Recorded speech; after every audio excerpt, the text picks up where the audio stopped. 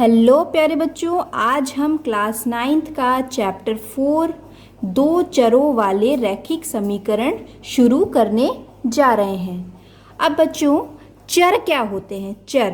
चर का मतलब होता है जैसे कि हम कोई समीकरण लिखें, जैसे कि 3x plus 4y plus 7z equal to 2।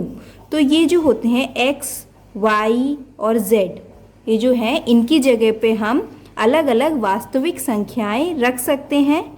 तो ऐसे ये जो होते हैं सिंबल, इन्हीं को हम कहते हैं चर। ठीक है, तो ये तो हो गए चर। अब अचर क्या होते हैं? अचर संख्याएं। अचर संख्याएं वे संख्याएं हैं जैसे कि ये 3 है, ये 4 है, ये 7 है। तो ये जो है संख्याएं, इनको हम अचर संख्याएं कहेंगे। अचर संख्याएं क्यों कहेंगे इनको? क्योंकि इनकी जगह पे कोई दूसरा नंबर नहीं रखा जा सकता। ये 3 है, ये 4 है, ये 7 है और ये 2 है। ये सारी जो होंगी ये अचर संख्याएं होंगी। तो यहाँ पे आप चर लिख लेंगे, ये है x, y, z। और यहाँ पे अचर संख्याएं क्या है? 3, 4, 7, 2। तो ये सारी आपकी अचर संख्याएं हैं। अब सबसे पहले हम सीखेंगे कि एक चर वाले रैखिक समीकरण क्या होते हैं। सबसे पहले तो रैखिक समीकरण क्या होते हैं? रैखिक समीकरण। रैखिक समीकरण वे समीकरण होते हैं जिसमें जो समीकरण होता है उसकी जो चर होते हैं उसकी सबसे बड़ी घात 1 होती है, यानी 1 से बड़ी घात नहीं होती है। जैसे कि हमने यहाँ पे एक समीकरण लिखा 4x plus 7y plus 10z equal to 20।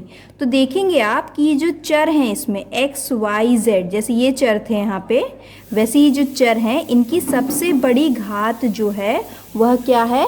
वह 1 है। 1 से बड़ी घात नहीं है। देखिए x पे कोई घात नहीं लगी है, इसका मतलब इसकी सबसे बड़ी घात 1 है। y की घात 1 है और z की भी घात 1 है। घात आपको पता ही है क्या होता है? घात यानी कि जैसे x की घात में 2 लिख दो तो ये x के ऊपर ऐसे 2 लिख दूँ तो x की घात यहाँ 2 हो जाएगी। अगर मैं x के ऊपर ऐसे 3 लिख दूँ तो x की घात 3 हो जाएगी। घात का मतलब होता है कि x कितनी बार मल्टीप्लाई हो रहा है। जैसे कि अगर यहाँ पे x की घात 3 है तो x 3 बार गुणा हो रहा है, ये घात का मतलब होता है। तो इसी तरह अगर मैं लिख दूँ 2 की घात 3 तो इसका मतलब होगा कि 2 गुणे 2 गुणे 2, ये मतलब होता है 2 की घात 3 का। इसी प्रकार से जो x की घात है वहाँ 1 है, यहाँ पे y की घात 1 है और z की भी घात 1 है। तो इस तरह के जो समीकरण होंगे इनको हम कहेंगे रैखिक समीकरण। अब आते हैं बच्चों एक चर वाले रैखिक समीकरण। दो चर समझने से पहले आपको एक चर समझना पड़ेगा। तो एक चर वाले रैखिक समीकरण। अब बच्चों आपको चर तो पता चल ही गया, चर हम आपको बता ही चुके हैं क्या होता है। चर वे संख्याएं होती हैं जिनकी जगह पे हम दूसरे वास्तविक नंबर रख सकते हैं, वास्तविक संख्याएं रख सकते हैं x, y, z। तो अगर यहाँ लिखा है एक चर वाले रैखिक समीकरण तो इसका मतलब होगा कि जिसमें सिर्फ एक ही चर हो। जैसे कि मैं लिख दूँ कि 7x प्लस 2 इक्वल टू 0। तो यहाँ पे देखिए चर कितने हैं? सिर्फ x एक चर है, इसके अलावा कोई भी चर नहीं दिख रहा है। इसी तरह मैं लिख दूँ अगर 6y इक्वल टू 5, तो देखिए यहाँ पे कितने चर हैं? सिर्फ एक चर है। तो ये वाला समीकरण हो गया, ये वाला समीकरण हो गया। यह दोनों कैसे समीकरण है? एक चर वाले रैखिक समीकरण, यानी कि इसमें चर कितने हैं? सिर्फ एक हैं और जो चर हैं वह कैसे हैं? रैखिक हैं। रैखिक का मतलब जो इनकी घात है वह क्या है? 1 है। तो ये हो गया आपके एक चर वाले रैखिक समीकरण। अब जो एक चर वाले रैखिक समीकरण होते हैं इनका हम हल निकाल सकते हैं। हल कैसे निकाल सकते हैं? जो चर है इसको हम क्या करेंगे, जैसे कि ये है आपका 7x प्लस 2 है, 7x प्लस 2 इक्वल टू 0। ये आपको एक रैखिक समीकरण दे रखा है जो कि एक चर में है। इसका आपको हल निकालना है। तो हल निकलेगा x बराबर, ये 2 जो है इधर प्लस में है, जब इक्वल टू की दूसरी तरफ जाता है तो निशान चेंज हो जाता है। तो ये प्लस का 2 उस तरफ चला जाएगा तो -2 हो जाएगा। और देखिए साथ साथ यहाँ पे हम ऐसे लिख देते हैं, अभी रुकिए, 7x इक्वल टू -2, 2 को उस तरफ ले गए, ये -2 हो गया, 7x इसके साथ गुणे में है ही। और x बराबर क्या हो जाएगा, देखिए ये जो x है 7 के साथ यह गुणा में है, तो ये 7 जो है दूसरी तरफ किस में चला जाएगा, भाग में चला जाएगा। तो ये जो होगा इसका हल हो जाएगा x बराबर -2/7। इसी तरह हम इसका भी हल निकाल सकते हैं, 6y इक्वल टू 5। कैसे, 6y इक्वल टू 5 का तो क्या करेंगे हम, देखिए 6 जो है y के साथ किस में है, गुणे में है y के साथ।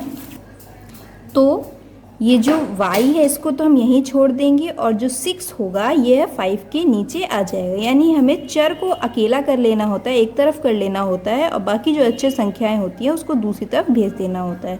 तो ये जो होगा 6y इक्वल टू 5 का ये जो है हल हो जाएगा। अब हमने एक चर वाले रैखिक समीकरण देख लिए। अब दो चर वाले रैखिक समीकरण क्या होते हैं, दो चर वाले रैखिक समीकरण। अब बच्चों रैखिक समीकरण क्या होते हैं, ये तो आप अच्छे से समझ ही गए होंगे कि रैखिक समीकरण वे समीकरण होते हैं जिसमें जो चर होता है उसकी घात 1 होती है, 1 से ज़्यादा नहीं होती है, तो वे तो होते हैं रैखिक समीकरण।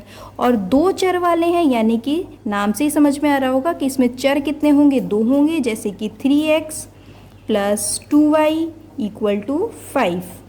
तो ये आपके जो रहेंगे वह दो चर में रैखिक समीकरण का एक उदाहरण है। जैसे कि मैं लिख दूँ 4z + 7y इक्वल टू 2।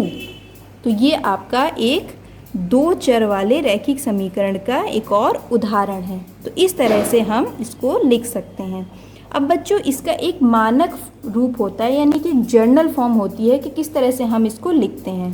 तो इसका जो लिखने का तरीका होता है वह होता है ax + by + c equal to 0। इस तरह से हम इसको लिखते हैं, जहाँ पर जो a b c होती है, a b c ये होती हैं आपकी वास्तविक संख्याएं। यानी कि जैसे ये 3 है, 2 है, इसी तरह होता है a b और c, 3 2 और 5 लिखा हुआ है ना, इसी तरह a b c होता है। तो ये होती हैं वास्तविक संख्याएं और x y क्या होती हैं, आपकी चर होते हैं। अब बच्चों देखिए, जैसे कि ये एक आपको दो चर वाला रैखिक समीकरण दे रखा है 3x + 2y इक्वल टू 5।